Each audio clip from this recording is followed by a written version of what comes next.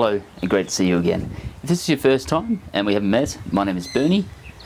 Last week I was lucky enough to be a finalist in the 2024 Australian Geographic Nature Photographer of the Year, and I travelled back to South Australia from New Zealand, where I'm currently located, to be part of the exhibition in South Australia at the museum.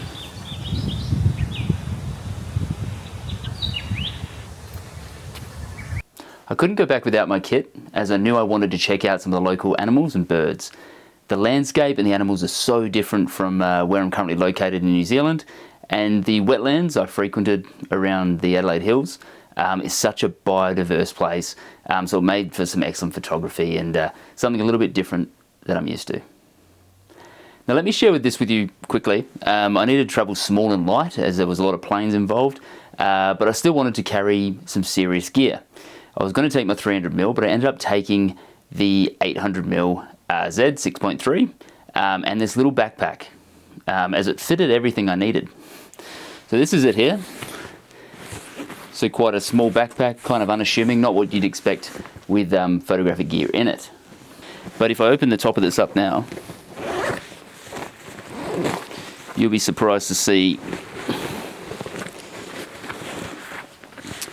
it actually fits the 800mm in the front there. So I don't have any further protection for the front element, which made me a little bit nervous, but given it was just going with me on carry-on, I thought that this would be okay. Front compartment here. There was enough room in the side for my DJI Pocket 3.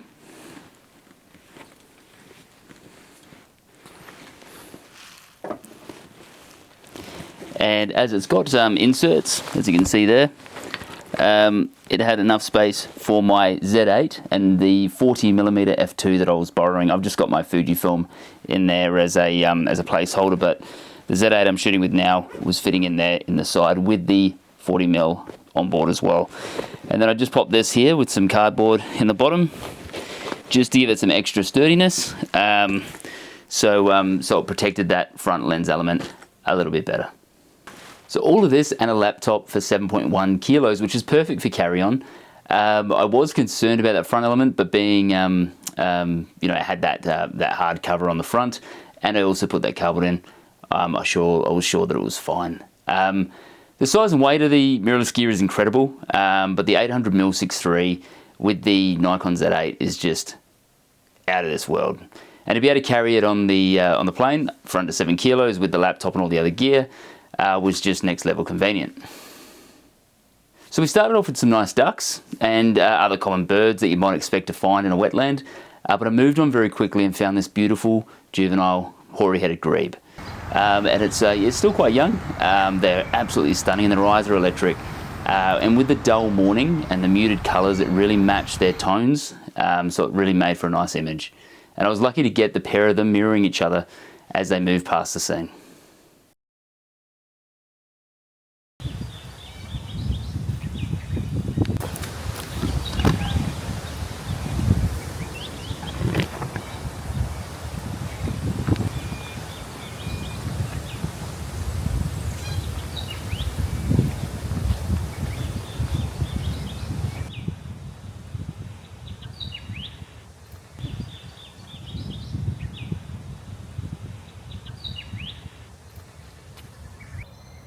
The welcome swallows were next, so they came next into the mix. These guys are fast, like super fast, but typically they move in similar patterns.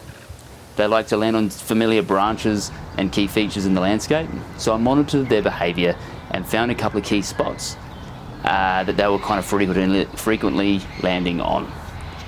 It's hard to get them in flight though with the 800mm, but I managed to get these two images.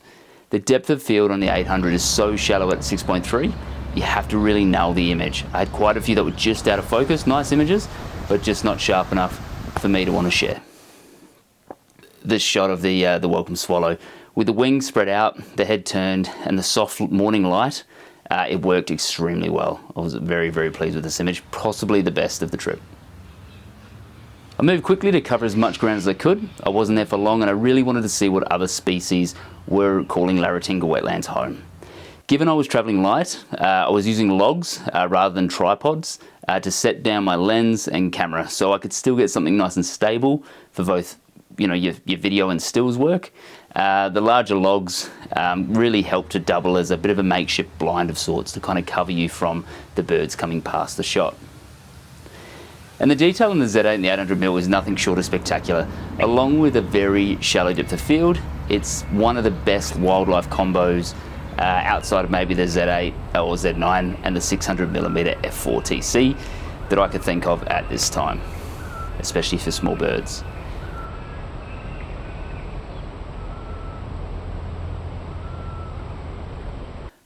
My final image is another hoary-headed grebe, staring intensely at the water. I love the intensity of these birds. They're just truly stunning creatures. It's a great time to be out capturing wildlife over the next couple of months as we move into spring and summer here, especially in Australia and New Zealand. Seeing mature birds interacting with their young and the animals quickly developing is incredible, and there's something really different and interesting to photograph. I can't wait to organise my next trip back to Australia to cover more mammals and larger animals, but this may be some time away, so I'll be sticking with New Zealand for the coming months. For those of you that are curious, unfortunately I didn't take out the Nature Photographer of the Year, but I have settled as a finalist, which I'm very proud of, but I'm very keen to enter again next year and, you know, fingers crossed.